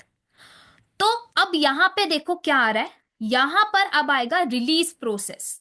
रिलीज का मतलब क्या है, डिप्लॉयमेंट करने से पहले एक प्रोसेस ऐसा आता है जिसमें आप क्या करते हो, अपने सॉफ्टवेयर की डिलीवरी कराते हो। जब याद होगा ना कि हम लोग क्या करते हैं, लेट्स टेक, अगर मान लो मुझे किसी के घर पे कुछ सामान पहुंचाना है, तो सामान को पहुंचाने से पहले का जो टास्क होता है, लेट्स टेक मेरे घर से सामान निकल चुका है और सामने वाले तक पहुंचा नहीं है, अभी डिप्लॉय नहीं हुआ है पूरा, लेकिन अभी रास्ते में है। सो वो जो प्रोसेस है वो रिलीजिंग प्रोसेस चल रहा है, डिलीवरी का प्रोसेस चल रहा है। जब पहुंच जाएगा, रीच हो जाएगा, दैट इज कॉल्ड आपका डिप्लॉयमेंट। तो यहां पर भी क्या हो रहा है, रिलीज प्रोसेस चल रहा है, विच इज डिलीवरी, डिलीवर हो रहा है। मतलब अभी डिप्लॉयमेंट नहीं हुआ है प्रोडक्शन एनवायरनमेंट पर, अभी जस्ट डिलीवर हो रहा है, अभी एक प्रोसेस, रिलीजिंग का प्रोसेस चल रहा है, ठीक है। जब डिलीवर हो जाएगा, जब डिप्लॉयमेंट हो जाएगा, तब हम उसको बोलेंगे मेन डिप्लॉयमेंट। अभी जो प्रोसेस चल रहा है उसको हम लोग रिलीजिंग प्रोसेस चलते हैं, जब तक कि हमारे प्रोडक्शन एनवायरनमेंट पर हमारा सॉफ्टवेयर नहीं पहुंचता। तो मतलब टेस्टिंग के बाद रिलीजिंग का प्रोसेस आता है जिसको हम लोग क्या बोलते हैं, डिलीवरी प्रोसेस। अब इस रिलीजिंग प्रोसेस में देखो क्या होता है, आप एक ऐसा टूल यूज कर सकते हो, लेट्स से एंसिबल टूल बता देती हूँ। एंसिबल के अंदर क्या होता है, आप अपने सॉफ्टवेयर को डिप्लॉय कराने के लिए, सेंड कराने के लिए प्रोडक्शन एनवायरनमेंट पर आप क्या करते हो, प्लेबुक्स रन करते हो। प्लेबुक्स कुछ भी नहीं होती, प्लेबुक्स जस्ट आपकी एक लाइक छोटी, जैसे आपकी शेल स्क्रिप्टिंग फाइल्स होती है ना, एक नॉर्मल स्क्रिप्ट फाइल्स होती हैं। जिस स्क्रिप्ट फाइल्स में आप कुछ सिंटेक्स लिखते हो, कुछ पैरामीटर्स डिफाइन करते हो, जिसमें आप ये बताते हो कि भाई हमें ये पर्टिकुलर सॉफ्टवेयर की डिप्लॉयमेंट कहाँ करानी है, इस पर्टिकुलर एनवायरमेंट पर। उस एनवायरमेंट की आप आईपी एड्रेस मेंशन करोगे, ठीक है, तो इस तरीके से वो डेस्टिनेशन पॉइंट मेंशन करोगे, इस तरीके से आप प्लेबुक्स रन करते हो। सो ये एंसिबल में आपका कवर होगा। अभी जस्ट इतना अंडरस्टैंड करो, प्लेबुक इज जस्ट नथिंग, हमारी कुछ स्क्रिप्ट फाइल्स होती हैं जिसके अंदर हम लोग हमारे सॉफ्टवेयर को प्रोडक्शन एनवायरनमेंट पर डिप्लॉय कराने की कमांड्स को राइट करते हैं, एक पैरामीटर राइट करते हैं, ठीक है। तो मतलब सबसे पहले एंसिबल के ऊपर आपका सॉफ्टवेयर आएगा, एंड देन सॉफ्टवेयर डिलीवरी का प्रोसेस एंसिबल के थ्रू चलेगा। मतलब एंसिबल क्या करेगा, रिलीजिंग प्रोसेस में होगा। और रिलीज कहां करेगा एंसिबल, आपके डिप्लॉयमेंट कहां करेगा, प्रोडक्शन पे। तो यहां पे क्या बना होता है आपका एक प्रोडक्शन एनवायरनमेंट, ये ले लो प्रोडक्शन एनवायरनमेंट। यहां पे मैं क्या बना रही हूं, मैं इसको भी क्लियर करती हूँ, ये कौन सा आपका एनवायरनमेंट है। देखो, ये हो गया आपका डिप्लॉयमेंट, ठीक है। अब एंसिबल के थ्रू प्रोडक्शन एनवायरनमेंट पर क्या हुआ, डिप्लॉयमेंट। प्रोडक्शन आपका मेन, जहां पे आपके मेन सर्वर्स चल रहे हैं, जहां से आपके कस्टमर्स आपकी एप्लीकेशन को एक्सेस करेंगे। ये कैसे एक्सेस करेंगे उसको मैं अभी आपको समझा दूंगी। लेट्स टेक, इस प्रोडक्शन एनवायरनमेंट पर मेरे दो सर्वर्स चल रहे हैं, ठीक है। और इसके ऊपर मैंने क्या कर दिया, मेरे सॉफ्टवेयर की डिप्लॉयमेंट, यहाँ मेरा सॉफ्टवेयर चल रहा है और यहाँ मेरा सॉफ्टवेयर चल रहा है। जैसे मैंने आपको पहले ही बता दिया, जब सॉफ्टवेयर बनता है तो उसको आईपी एड्रेस मिलता है, कुछ नंबर्स डिफाइन होते हैं, ठीक है। तो वो आईपी एड्रेस अभी डिफाइंड है, कोई सॉफ्टवेयर का कोई नेम नहीं है, मैं जस्ट आपको अंडरस्टैंड कराने के लिए सॉफ्ट लिख रही हूँ, बाकी उसका कोई नेम नहीं है, कुछ नंबर्स है which is called IP address, ठीक है। आगे ये देखो, यहां पर मैंने एक और एनवायरनमेंट क्रिएट किया है। इस एनवायरनमेंट को क्रिएट करने के पीछे का रीजन मेरा ये है, क्या होता है जब हम लोग इंडस्ट्रीज में काम करते हैं तो उनका जो वर्क फ्लो होता है ना, वो इस वे में होता है। वो टेस्टिंग भी दो बार कराते हैं, तो डिप्लॉयमेंट से पहले भी ना वो एक बार टेस्टिंग कराते हैं। वो कहते हैं कि भाई डायरेक्ट डिप्लॉयमेंट करना भी एक बेस्ट सॉल्यूशन नहीं है, डिलीवरी तो हो गई ठीक है, लेकिन डायरेक्ट प्रोडक्शन एनवायरनमेंट पे अगर हम डिप्लॉयमेंट कर रहे हैं तो कहीं ना कहीं ये भी ठीक नहीं है। क्योंकि अगर हम लोगों ने डायरेक्ट प्रोडक्शन पे डिप्लॉय करा दिया, लेट्स टेक डिप्लॉयमेंट के टाइम पे, डिलीवरी के टाइम पे कुछ इशू आ गया, तो कौन रिस्पॉन्सिबल होगा, है ना। सो इस केस में कहा जाता है कि हम लोग डायरेक्ट प्रोडक्शन के टाइम पे, लाइक डायरेक्ट हमारे प्रोडक्शन सर्वर पे डिप्लॉयमेंट ना करा के कहाँ कराते हैं हम लोग, प्री प्रोडक्शन एनवायरनमेंट पे डिप्लॉयमेंट। तो आपका एक प्री प्रोडक्शन एनवायरनमेंट होता है, जो प्रोडक्शन से पहले का एक स्टेज होता है, जिसमें हम लोग क्या करते हैं, सेम प्रोडक्शन के एनवायरनमेंट की तरह ही उसको बना के रखते हैं। यहाँ पे भी हम लोग दो सर्वर बना देंगे, और इन दोनों सर्वर के ऊपर सबसे पहले क्या कराएंगे, एंसिबल से बोलेंगे सबसे पहले क्या करें, इसके ऊपर हमारे, क्या करें, इसके ऊपर हमारे सॉफ्टवेयर को डिप्लॉय करें। यहां पर देखेंगे डिप्लॉय कराकर, फिर हम लोग जो भी कंपनी के लोग क्या कर लेंगे, कंपनी के डेवलपर्स या जो भी लोग होंगे वही लोग चेक कर लेंगे कि भाई आपका रन हो रहा है, सॉफ्टवेयर परफेक्टली वर्क कर रहा है, आप एक्सेस करोगे खुद ही से चेक कर लोगे परफेक्टली चल रहा है, कोई दिक्कत नहीं। देन जाके एंसिबल को बताया जाएगा अगेन, एंड देन एंसिबल क्या करता है, प्रोडक्शन एनवायरनमेंट पर आपके सॉफ्टवेयर को क्या करता है, डिप्लॉय। तो ये मेन प्रोसेस होता है, release process and deploy process. ये क्लियर है, रिलीज का प्रोसेस क्या हो रहा है, रिलीजिंग का प्रोसेस मतलब डायरेक्ट डिप्लॉयमेंट से पहले डिलीवरी का प्रोसेस चल रहा है, कि आपका एंसिबल के थ्रू डिलीवरी कराई जा रही है आपके सॉफ्टवेयर की। प्रोडक्शन पे भी सबसे पहले प्री प्रोडक्शन पे डिलीवरी हो रही है, एंड देयर आफ्टर डिप्लॉयमेंट जो मेन हो रहा है वो कहाँ पे, प्रोडक्शन एनवायरनमेंट पे किया जा रहा है। तो आप इतना ले सकते हो, ये जो प्रोसेस है आपका, ये क्या हो रहा है, डिलीवरी प्रोसेस, ये वाला प्रोसेस जो प्री प्रोडक्शन एनवायरनमेंट पे किया जा रहा है। और ये प्रोसेस कौन सा है जो सीधा प्रोडक्शन एनवायरनमेंट पे किया जा रहा है, it is called deployment process. ये क्लियर है आपको। यस। जिसका आई थिंक कोई क्वेरी थी ना रिलीज एंड डिप्लॉय के अंदर, वो क्लियर हो गई, हाँ हो गई मैम, ठीक है। मैंने। अब डिप्लॉयमेंट के लिए आपने सुना होगा हम लोग क्यूबरनेटीज का एनवायरनमेंट लेने लगे, क्लस्टर बना रहे हैं। क्लस्टर वही ग्रुप ऑफ मशीन्स जिसमें बहुत सारी मशीन्स आपकी रहती है। क्यूबरनेटीज का एनवायरनमेंट आप क्रिएट करके रखते हो, पोर्ट्स आपके चल रहे होते हैं, ठीक है। एक मास्टर बना देते हो या मल्टीपल कुछ मास्टर्स रखते हो, देन कुछ वर्कर्स चल रहे होते हैं, तो उनके ऊपर आप पूरा डिप्लॉयमेंट कराते हो। ये अभी आप जब क्यूबरनेटीज पढ़ोगे तो आपको ये पूरा क्लियर होगा कि किस तरीके से डिप्लॉयमेंट हो रही है, डिप्लॉयमेंट का प्रोसेस कैसे चल रहा है। और मेन इंपॉर्टेंट अगर अभी आप चेक करोगे तो आपके डेवॉप्स के अंदर भी सबसे ज्यादा, क्लाउड से भी ज्यादा अभी क्या चल रहा है, आपका क्यूबरनेटीज चल रहा है बूम पे, डिप्लॉयमेंट का पार्ट, ठीक है। अब क्या हो रहा है, यहां तक ये था हमारा कॉमन जो हम लोगों ने स्टेजेस में भी अंडरस्टैंड कर लिया, क्लियर। अब देखो आपके ये क्वेश्चन आ सकता है कि चलो ठीक है, प्रोडक्शन एनवायरनमेंट पर हो गई डिप्लॉयमेंट, प्री प्रोडक्शन एनवायरनमेंट पर हो गई। नाउ क्वेश्चन इज दैट अगर मान लो आप एक कस्टमर हो, ठीक है, आपने बोला कि अगर मैं इस प्रोडक्शन एनवायरनमेंट पर ये जो सॉफ्टवेयर चल रहा है इसको एक्सेस करना चाहता हूँ, विच मीन्स इसको देखना चाहता हूँ कि भाई ये एप्लीकेशन कैसी दिख रही है, इसका फ्रंट एंड पेज कैसा आ रहा है, इसका बैक एंड पेज कैसा आ रहा है, जो भी मुझे देखना है डेटाबेस, तो मैं कैसे देखूंगा। मतलब मुझे इस एप्लीकेशन को देखना है तो मैं कैसे देखूं।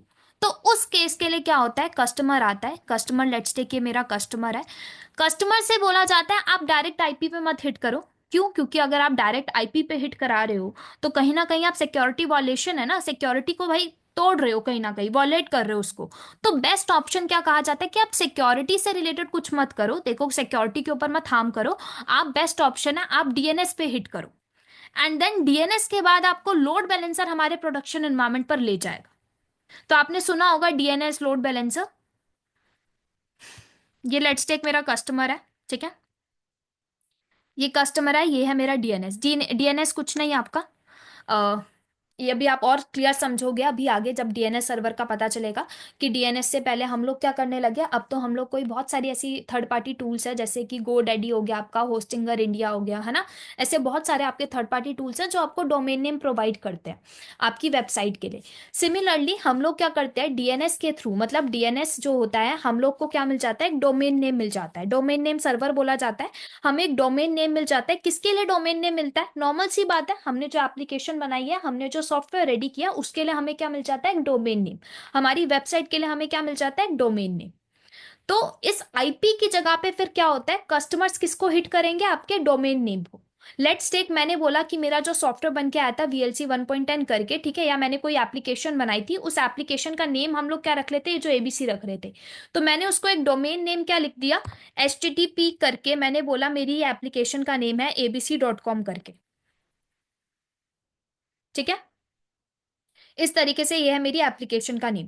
तो अब कस्टमर्स इस पे हिट करेंगे, इस पे जैसे हिट करेंगे ये कहाँ पहुंच जाएंगे, लोड बैलेंसर पे। क्यों, क्योंकि डीएनएस आपका मैप रहता है लोड बैलेंसर से।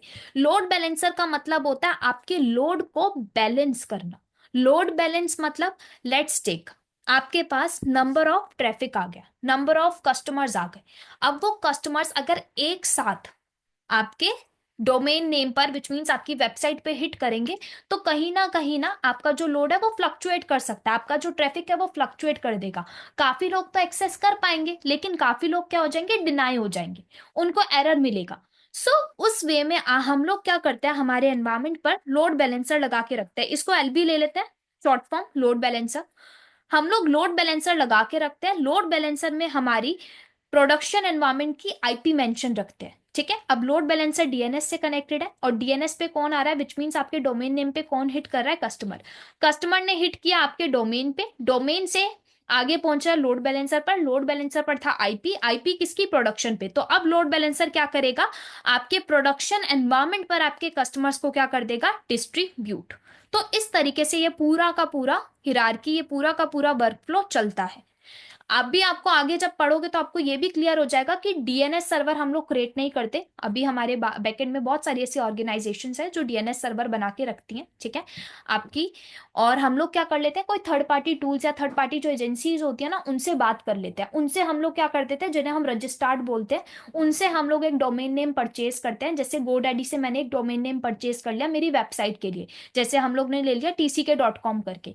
तो अब वो डोमेन नेम मैंने परचेज किया कहाँ से, गोडैडी से, GoDaddy क्या हो गया, एक रजिस्ट्रार्ड। GoDaddy बैकएंड में वो मेरी रिक्वेस्ट को, डोमेन नेम खरीदने की रिक्वेस्ट को डीएनएस सर्वर वालों तक पहुंचाएगा। जो ऑर्गेनाइजेशन होगी ना डीएनएस हैंडल कर रही होगी, उन तक पहुंचाएगा, और उनके थ्रू मुझे वो डोमेन नेम मिला है। तो ये जो डोमेन नेम है, इस पे अब मैं क्या करूंगी, इसको मैं मैप करा दूंगी अपने लोड, मतलब ये जो डीएनएस है वो मेरा आ गया, डोमेन नेम आ गया।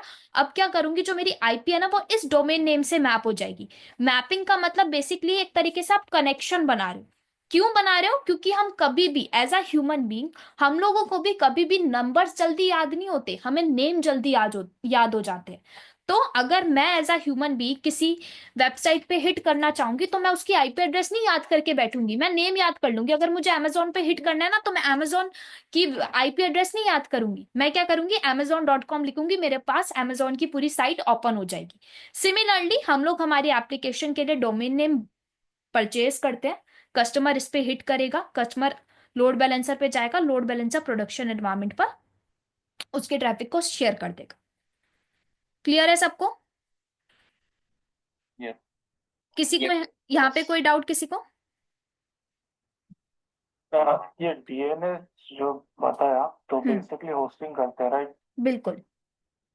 तो वो इंटरनली होता है या फिर, अभी बताया आपने थर्ड पार्टी, देखो, तो डिफर करेगा क्लाइंट के बिल्कुल हिसाब से? बिल्कुल, देखो यूजुअली डीएनएस कैसा ना होता आपके दो होते हैं। आपने देखा होगा आपके सिस्टम पे भी डीएनएस प्रोवाइड किया जाता है ना, डीएनएस होता है जब आपको आपके सिस्टम को एक आईपी मिलती है, एक गेटवे मिलता है और एक डीएनएस होता है, वो दोनों डीएनएस डिफरेंट होते हैं। जस्ट इतना मोटा मोटा अंडरस्टैंड करो। एक जो डीएनएस हम लोग यहाँ पे ले रहे हैं वो डोमेन है, बेसिकली हम डोमेन नेम ले रहे हैं। और वो जो डीएनएस हम लोग लेते हैं उसके पीछे का रीजन क्या होता है, हम चाहते हैं कि किसी भी जो थर्ड पार्टी है, उस लाइक लेट्स टेक, आपकी एक एप्लीकेशन है, ठीक है, आपकी एप्लीकेशन में आपने डोमेन नेम खरीद लिया है, ठीक है, आपने डोमेन नेम खरीद लिया है। अब मुझे आपकी एप्लीकेशन पे हिट करना है, और आपने क्या कह रखा है कि भाई कोई भी मेरी एप्लीकेशन पे हिट करेगा तो आईपी से हिट ना करे, किससे हिट करे, डोमेन नेम से, एक नेम से हिट करे जो मैंने अपनी वेबसाइट को दिया है। तो अगर मैं आपकी वेबसाइट पर नेम के थ्रू हिट करना चाहती हूँ, तो मेरे पास डीएनएस होना चाहिए। वो डीएनएस फिर आप क्या होता है, आपकी मशीन वाला डीएनएस, इसीलिए हम लोग डिफाइन करते हैं, ठीक है। और आप जब आपने अपनी साइट के लिए डोमेन नेम रखा होगा ना, तो उसके लिए आपको डीएनएस लेना पड़ेगा। तो इन दोनों डीएनएस में डिफरेंस होता है। ये अभी हम लोग जब पूरा एडब्ल्यूएस कवर करेंगे, उसके अंदर डीएनएस का टॉपिक पढ़ेंगे, तो क्लियर हो जाएगा आपको कि भाई डीएनएस दोनों के बीच का मेन डिफरेंस क्या है। अभी जस्ट इतना पढ़ो, समझो कि आपने, आप as a third party agent हो, ठीक है, आप as a third party person हो, थर्ड पर्सन हो, आपने क्या किया, अपनी वेबसाइट बनाई, उस वेबसाइट को बनाने के लिए आपने एक डोमेन नेम लिया, इट इज कॉल्ड डीएनएस, ये डिफरेंट है। अब मैं एज अ थर्ड पर्सन हूं, मैंने बोला कि मुझे आपकी साइट पे हिट करना है, आपके उस वेबसाइट के नेम से, तो उस नेम पे हिट करने के लिए मेरे पास एक अपना डीएनएस होना चाहिए। जो डीएनएस हम लोग सिस्टम पे, लेट्स टेक हमारी मशीन पे जो हमें प्रोवाइड होता है, वो डीएनएस मेरे पास होना चाहिए हिट करने के लिए। उसके लिए मैं गोडैडी के पास नहीं जाऊंगी, वो डिफरेंट हो जाता है। तो इन दोनों के बीच में ना डिफरेंस है, वो चीज आपको तब क्लियर होगी जब हम लोग डीएनएस बनाएंगे, अपना गेटवे बनाएंगे, अपना आईपी एड्रेस बनाएंगे, कोई नेटवर्क क्रिएट कर रहे होंगे ना नेटवर्किंग के पार्ट में, तब आपको क्लियर होगा, ठीक है। तो इस डीएनएस को आप जस्ट इतना अंडरस्टैंड करो, होस्टिंग के लिए हम लोग क्या कर रहे हैं, ये डीएनएस ले रहे हैं डोमेन नेम परचेज करने के लिए। क्लियर है? वो इंफ्रा इंफ्रा रिस्पेक्टिव, और ये है क्या बोलते हैं, public IP through, public DNS through, right? Just a second, ये मुझे क्लियर नहीं हुआ, आपने क्या डाउट पूछा? जो पहले बोला आपने, वो हम्म। इंटरनल रहेगा हम्म। डीएनएस, तो वो इंफ्रा का रहेगा, राइट? बिल्कुल। और ये जो ये ऑब्वियसली वो वेबसाइट का, अदर पब्लिक डोमेन। हाँ। बिल्कुल ये एप्लीकेशन के लिए। और ये मेवन पे बोले आईपी असाइन होता है, जो भी इंडेक्स फाइल है उसको, तो वो पब्लिक आईपी डायरेक्टली असाइन होता है या फिर वो इंफ्रा, विद इन इंफ्रा? देखो, पब्लिक आईपी कभी आपको डायरेक्ट असाइन नहीं होगा। अब क्या होता है, आपके जो लेट्स टेक हाँ। आपने कुछ बनाया होगा ना, जो आपका सॉफ्टवेयर बन के आया होता है, आप जिस भी पर्टिकुलर थिंग पे वर्क कर रहे होता है, जैसे आपने कोई सर्वर लिया होगा, तो आप एक या तो नेम प्रोवाइड कर रहे हो तो बढ़िया है। लेट्स टेक अभी हमारा जब जेनकिंस चलता है, तो हम वहाँ पे प्लगइन्स डिफाइन करते हैं, ठीक है। तो वो प्लगइन जब हम डिफाइन करते हैं तो वहां पे हम लोग बता दें कि हमारा जो सॉफ्टवेयर बन के आए ये नेम प्रोवाइड हो जाए या कुछ भी। तो जो आईपी आती है ऐसा नहीं होता कि आपका पब्लिक आएगी प्राइवेट आएगी, एक नॉर्मल आपको एक नंबर सा मिल जाता है। ऐसा कोई पब्लिक या प्राइवेट आईपी नहीं होती। अब जो आईपीज आएंगी ना आपके पास, मेन आईपी तब होती है जब आप डिप्लॉयमेंट करते हो। तो आपको ये सर्वर की जो भी आपकी होस्ट मशीन की आईपी होगी वो प्रोवाइड होती है। उस आईपी पे तो आप हिट नहीं कराओगे। आप इसको आईपी एड्रेस समझो नहीं, इसको ना आप इरेज ही कर लो। लेट्स टेक, हम लोगों ने इसको इरेज कर दिया क्योंकि इससे कंफ्यूजन ही होगा। इसको मान लो मैंने इरेज कर दिया। आपको ये क्लियर कैसे हो जाएगा? आपने सॉफ्टवेयर बनाया डिप्लॉयमेंट की, जब आप डिप्लॉयमेंट करते हो तो किसी सर्वर पे डिप्लॉय करोगे ना, ठीक है ना? सर्वर पे हम लोग डिप्लॉय करेंगे। 2 मिनट। हाँ, मैंने क्या बोला, इस प्रोडक्शन एनवायरनमेंट पे डिप्लॉयमेंट किया, ये सर्वर की आईपीज होंगी, होस्ट आपकी होस्ट की आईपीज होंगी। आपकी होस्ट मशीन की एक आईपी होगी प्राइवेट होगी और एक पब्लिक आईपी होगी, है ना? है।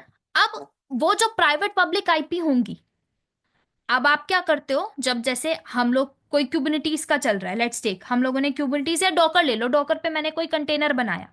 अगर लेट्स टेक आपको, मुझे लग रहा है, मेरे को लग रहा है आपको थोड़ा नॉलेज है, दैट्स वाई मैं आप लोग के लिए आपके लिए बता रही हूँ मेन चीज, कि आपको समझ आ जाएगा मैं कंटेनर किसको कह रही हूँ। ये मैंने कंटेनर बनाया, ठीक है। इसके ऊपर मेरा क्या चल रही है, मेरी एप्लीकेशन चल रही है, ठीक है। ये कंटेनर कहाँ बनता है? हमारी होस्ट मशीन पे बनता है ना। होस्ट मशीन को क्या मिलती है? एक पब्लिक आईपी और एक प्राइवेट आईपी, है ना? पब्लिक आईपी और एक प्राइवेट आईपी। अब क्या होता है, आप कंटेनर के ऊपर जब एप्लीकेशन चल रही होती है ना, उस एप्लीकेशन को एक्सेस करने के लिए आप डायरेक्ट नहीं कर पाते, कभी भी हम प्राइवेट आईपी से तो नहीं एक्सेस कर पाएंगे हमारे ब्राउजर पर, है ना? हम लोग क्या डिफाइन करते हैं? Public IP. अब कंटेनर चल रहा है, मतलब मशीन के अंदर आपका एक रिसोर्स चल रहा है विच इज कंटेनर। यहाँ पे सॉफ्टवेयर वर्चुअलाइजेशन हो रखा है। तो आप क्या करते हो, यहाँ पे पोर्ट मैपिंग कराते हो, कराते हैं ना हम लोग। हमारी वीएम को एक पोर्ट डिफाइन कर देते हैं, लेट्स टेक 8080, और कंटेनर को एक पोर्ट नंबर दे देते हैं।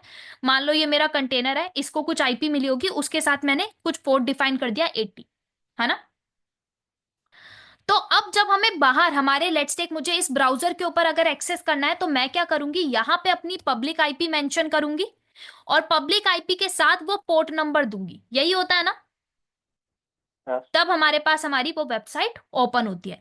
तो अब ये अपनी public IP along with your port number हम लोग कभी भी अपने कस्टमर को देंगे नहीं। अगर मान लो मैंने एक वेबसाइट बनाई और मैं बोल रही हूँ कि वो पब्लिक आईपी मेरे सर्वर की पब्लिक आईपी पे चल रही है और एक पोर्ट नंबर मैंने डिफाइन कर दिया है 8080। अब ये आईपी और ये पोर्ट नंबर तो मैं आप लोगों को नहीं दूंगी ना। मैं क्यों बोलूंगी कि भाई ये मेरी आईपी और ये पोर्ट नंबर आप इस पे हिट करो? बाकी सभी कस्टमर्स को मैं ये तो देती फिरूंगी नहीं। तो मैंने क्या सोचा कि भाई ये ना देने से बेस्ट ऑप्शन है, हम लोग क्या करते हैं, इसी को मैप करा लेते हैं कहां पर, हमारे लोड बैलेंसर पे। किस में मैप करा लेते हैं? ये लोड बैलेंसर पे। तो अब क्या हुआ, कस्टमर आपकी पब्लिक आईपी और पोर्ट नंबर पे ना हिट करके किस पे हिट कर रहा है? आपके डोमेन पे, ठीक है। और डोमेन से कहां पहुंच गया? Load balancer. लोड बैलेंसर पे क्या मैप है? ये आईपी एड्रेस और पोर्ट नंबर। पोर्ट नंबर तो मिला है ना। तो पोर्ट नंबर किससे कनेक्टेड है? कंटेनर से। कंटेनर के अंदर क्या चल रही है? एप्लीकेशन। हो गई एक्सेस। तो ये होता है। माविन के लिए मैंने जैसे आपको अंडरस्टैंडिंग दे दी, क्योंकि हमें सॉफ्टवेयर बन के नेम तो मिलेगा नहीं, हमें आईपी मिलती है। बट अब वहां पे अगर मैं आईपी ले रही हूँ तो वो तो हो ही होगा ना, नॉर्मल सी बात है। वही आईपी सेम सेलेनियम को तो दी नहीं जाएगी, वही आईपी सेम एंसिबल के पास तो जाएगी नहीं। सर्वर्स की आईपी मिलेगी ना अपनी अपनी। तो आप इतना अंडरस्टैंड करो, माविन से ये समझो कि आपका सॉफ्टवेयर बन के रेडी हो गया। उस सॉफ्टवेयर की जब आप डिप्लॉयमेंट करा रहे हो ना, तो जो प्रोडक्शन सर्वर की आईपी होती है वही आईपी आपको क्या मिल जाती है? आपकी एप्लीकेशन को। अब आप आईपी ना देकर आप क्या करते हो, वो उसको आईपी को लोड बैलेंसर पे मैप करा देते हो एंड देन कस्टमर से बोलते हो आईपी को ना हिट करके किसको हिट कर दे? Domain name. क्लियर? ओके। तो यही प्रोसेस चलता है। ये अभी हम लोग पूरा अभी जब प्रोजेक्ट करेंगे ना, तो ये एक एक चीज क्लियर हो जाएगी कि डिप्लॉयमेंट का क्या कर रहा है प्रोसेस, रिलीज का प्रोसेस क्या कर रहा है, टेस्टिंग क्या हो रहा है, ये सब कुछ। तो सर्वर पे जो प्रोडक्शन एनवायरनमेंट होता है, उस सर्वर्स की जो आईपी होती है, कभी भी आईपी आप नहीं देते, हम क्या करा देते हैं? DNS map. ताकि भाई हमारे कस्टमर, क्योंकि अगर हम आईपी दे रहे हैं तो कहीं ना कहीं हम लोग भाई सिक्योरिटी हमारी तोड़ रहे हैं। हम लोग क्या बोल रहे हैं कि हमारी अब ये साइट सिक्योर नहीं है। जब आप डीएनएस से करवा देते हो, एचटीटीपी लगा देते हो, मतलब आप ये बता रहे हो कि भाई आपकी वेबसाइट क्या है? सिक्योर, है ना? आपने काफी जगह right. देखा भी होगा। काफी अगर आप साइट ओपन करोगे तो आपको ना एक सिक्योर का ऑप्शन भी दिखता है। अगर मैं अमेजोन की खोल के दिखाऊं तो यहाँ पे आपको देखो HTTPS लगा और ये दिख रहा है।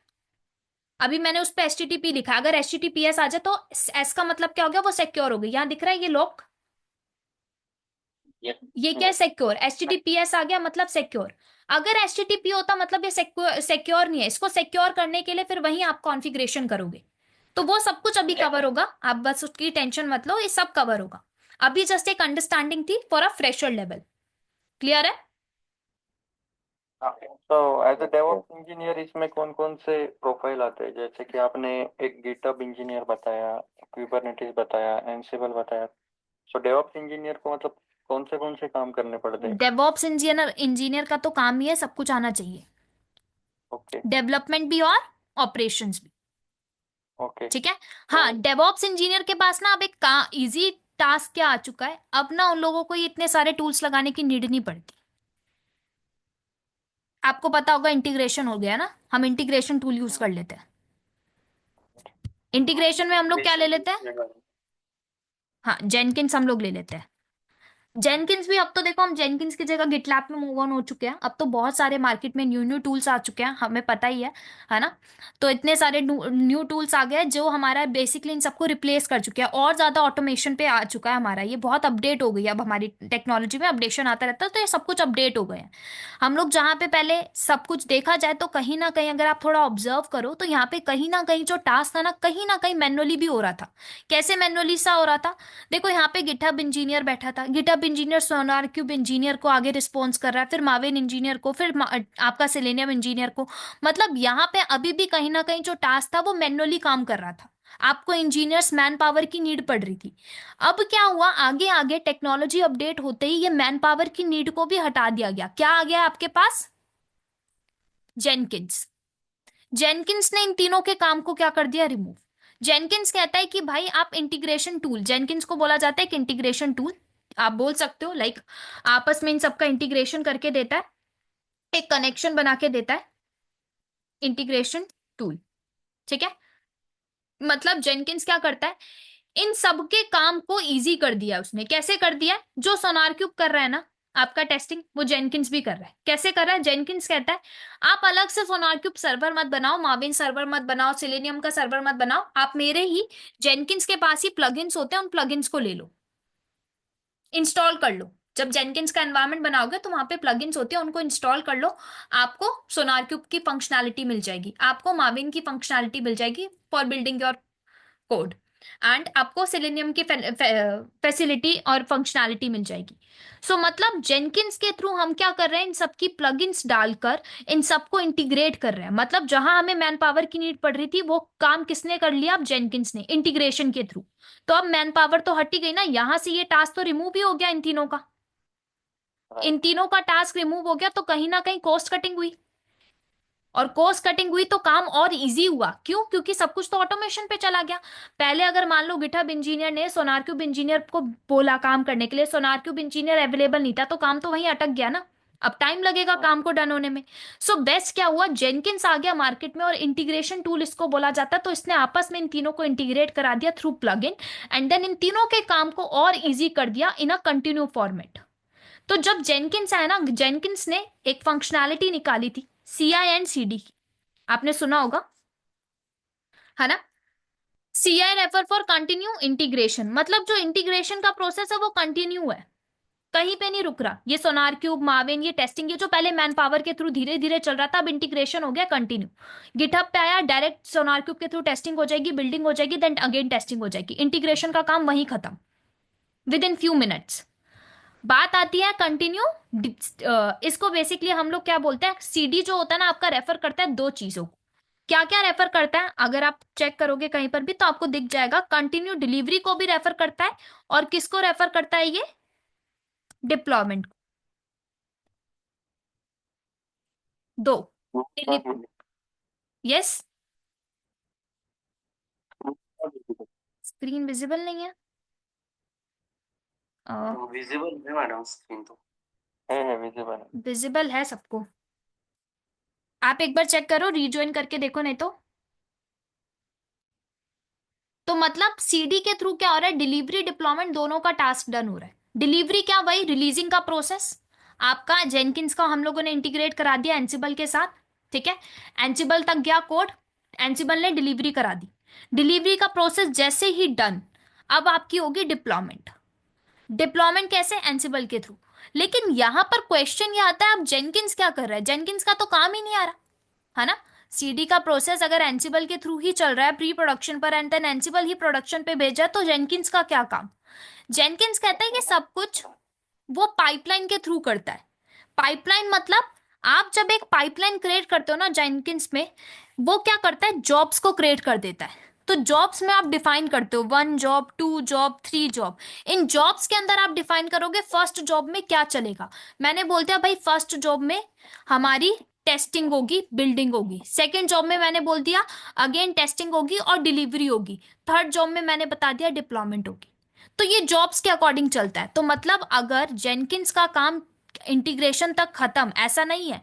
इंटीग्रेशन के बाद जेनकिंस क्या कहता है, एंसिबल तक कोड को भेजेगा, सॉफ्टवेयर को भेजेगा, और एंसिबल क्या प्रोडक्शन पर भेजेगा। एंसिबल का काम खत्म, जेनकिंस तक बात पहुंचेगी कि भाई जेनकिंस को बताया जाएगा कि जेनकिंस ने एंसिबल ने अपना काम कंप्लीट कर दिया, तो जेनकिंस आपकी थर्ड जॉब को रन करेगा। जैसे ही थर्ड जॉब चलेगी तो एंसिबल क्या करेगा, देन जाके प्रोडक्शन एनवायरनमेंट पर डिप्लॉयमेंट करेगा। तो यहां पर जेनकिंस ने सब कुछ अब क्या कर लिया, हैंडल कर लिया। इंटीग्रेशन टूल सब कुछ अब क्या हो रहा है, कंटिन्यू फॉर्मेट में चल रहा है, सब कुछ कंटिन्यू। दैट्स वाई आपने सुना भी होगा जो डेवऑप्स है उसको बोला भी जाता है एक इनफाइनाइट साइकिल ये परफॉर्म करता है, जो कभी रुकती नहीं है। और क्लियर है सबको। इसमें आप कौन कौन से टूल कवर करेंगे डेवऑप्स के? अच्छा, देखो इसमें हमारे हमारे आप करिकुलम का पूछ रहे हैं ना। राइट राइट, मतलब टूल्स पूछ रहा हूँ मैं, अच्छा, कौन से सिलेबस पूछ। देखो मैं इसको रिमूव कर देती हूँ, ठीक है। देखो हम लोग क्या पढ़ेंगे, लिनक्स पढ़ेंगे, एडब्ल्यूएस पढ़ेंगे, क्यूबरनेटीज पढ़ेंगे,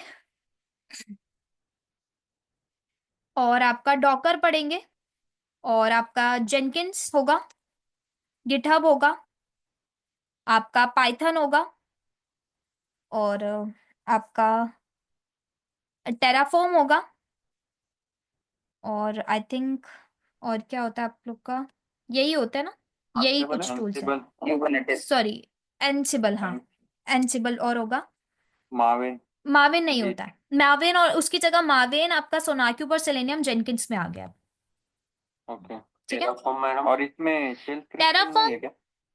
नहीं नहीं, शेल स्क्रिप्टिंग इसमें नहीं आता, वो अलग है। क्योंकि सर ने बोला था कि वो भी कवर कर देंगे। अच्छा, हाँ, स्क्रिप्टिंग का बोला हुआ था मैडम। अच्छा तो वो शायद मेरे को फिर इन्फॉर्म नहीं होगा, तो शेल स्क्रिप्टिंग होगा आपका वो वो। जब प्रोफाइल देखते हैं ना हम सर्चिंग पे, हम्म, तो उसमें मैंडेटरी वही पूछते हैं कि शेल स्क्रिप्टिंग इज मैंडेटरी। अच्छा, अब वो मेरे को फिर आइडिया नहीं था कि सर ने इस बार शेल स्क्रिप्टिंग भी बोला है।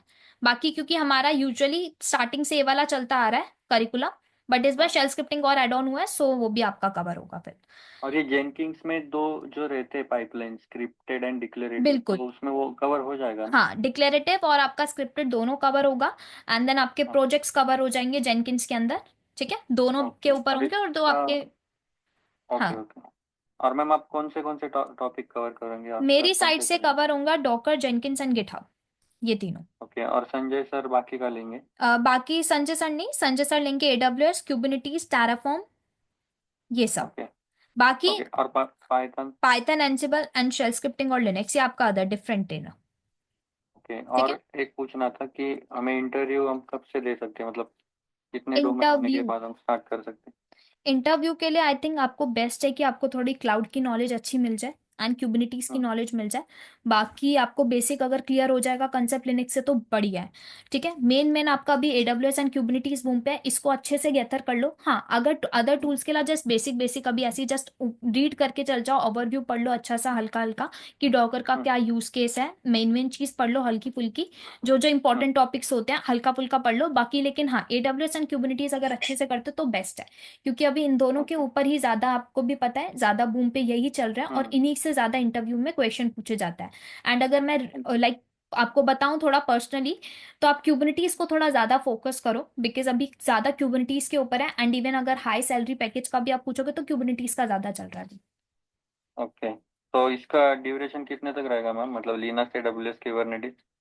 एडब्ल्यूएस एंड क्यूबरनिटीज तो आपके लेंदी टूल है थोड़े, है ना। ओके, आई थिंक टू मतलब टू पहले तो यही कवर करेंगे ना? पहले आपका लिनक्स चलेगा, ठीक है। हाँ। एंड देन माइट बी शायद आपका एडब्ल्यूएस चल सकता है, या फिर आपका डॉकर, इसका मुझे अभी आइडिया नहीं सेकंड मॉड्यूल क्या होगा, बट हाँ फर्स्ट आपका लिनक्स चलेगा, क्योंकि Linux is your basic tool, और यहीं से आपको कमांड्स की नॉलेज मिलेगी, देन आफ्टर आप कुछ और टूल्स के ऊपर कवर कर पाओगे, सो लिनक्स आपका फर्स्ट रहेगा।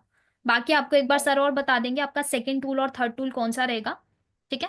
ओके, चलेगा। और इसका टाइमिंग क्या है मतलब? वो टाइमिंग्स तो टाइमिंग देखो का थोड़ा अभी, इश्यू हो रहा है मतलब, बाकी के लड़के टाइमिंग का ये थोड़ा सा इशू है। तो एक मतलब बार 5 बजे अगर लिया तो अच्छा रहेगा। अभी एक सर है क्या मतलब उधर? नहीं, मैं तो अपने घर पे हूँ अभी, सर अपने घर पे होंगे, सो यहाँ पे तो नहीं। हाँ, आप एक बार ऐसे करो, आप बेस्ट ऑप्शन ये है कि आप लोग कॉल करके एक बार बात कर लो, और आई थिंक आप लोग का कोई ग्रुप है अगर, हाँ हाँ, एक ग्रुप है। हाँ, सो आप लोग ग्रुप पे अपनी कंसर्न दे दो कि सर हमें थोड़ा टाइमिंग्स का फ्लक्चुएट हो रहा है, कि भाई सबके लिए वो टाइमिंग्स परफेक्ट नहीं हो रहा, then he will schedule a best time for you. So देख लो एक बार आप उनसे बात करके ना टाइमिंग्स रिलेटेड, एंड अदर वैसे कोई। कितने बजे बोल रहे हो?